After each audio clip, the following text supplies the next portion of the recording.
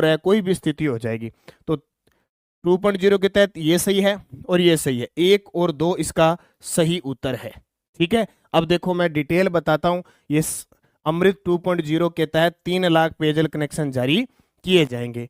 मैं पेयजल के बारे में बात करता हूं, जो सरकार ने संकल्प नंबर 1 में, संकल्प नंबर 1, इस देखो टोटल संकल्प थे 10, टोटल संकल्प कितने थे 10। जो पहला संकल्प था, मैं आप सभी साथियों को संकल्प कह सकते हो, स्तंभ कह सकते हो, पहला स्तंभ 10 स्तंभ, जिसमें पहले स्तंभ में बात हुई थी अवसंरचना का विस्तार, अवसंरचना का विस्तार, जिसमें पेयजल सड़क वगैरह आ जाती है, तो उसमें पेयजल आती है। अब वैसे तो पेयजल में बहुत सारी चीजें हैं, लेकिन हमें काम की चीज कितनी पढ़नी है, मुख्यमंत्री जल जीवन मिशन शहरी का दायरा बढ़ाकर 6,245 पेरी अर्बन गांव शामिल किए हैं, जिस पर 5,000 करोड़ रुपए व्यय होंगे। एक तो ये अमृत 2.0 योजना के तहत 3 लाख नए पेयजल कनेक्शन दिए जाएंगे, 2 नंबर ये। तीसरा, देशनोक बीकानेर में 24/7 पेयजल आपूर्ति, व्यय 750 करोड़। अब देशनोक करणी माता का मंदिर है, सफेद चूहों की देवी है ना, उनको समर कॉन्टीजेंसी यानी आपातकाल गर्मी के समय प्रत्येक जिला कलेक्टर को 1 करोड़ रुपए देंगे।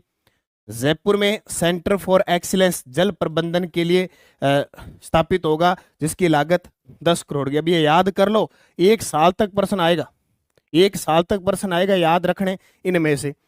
Bureau of water use efficiency की स्थापना, HCM जो हरिश्चंद्र माथुर रिपा सचिवालय और जल भवन में पायलट प्रोजेक्ट के लिए, और मोबाइल वाटर टेस्टिंग लैब स्थापित होगी दूर दराज के क्षेत्रों में संचालन के लिए। तो ये और ERP इंटरप्राइजेज रिसोर्स प्लानिंग लागू होगा जलापूर्ति योजनाओं का डिजिटल प्रबंधन और रख रखाव के लिए। याद रखना, जलापूर्ति योजनाओं का डिजिटल प्रबंधन रख रखाव के लिए ERP लागू होगी, और मोबाइल वाटर टेस्टिंग लैब दूर दराज क्षेत्रों में संचालन के लिए होगी। Centre for excellence water management के लिए जयपुर में स्थापित होगा। समर कॉन्टिन्यूएंसी प्रत्येक जिला कलेक्टर को 1 करोड़ रुपए दिए जाएंगे।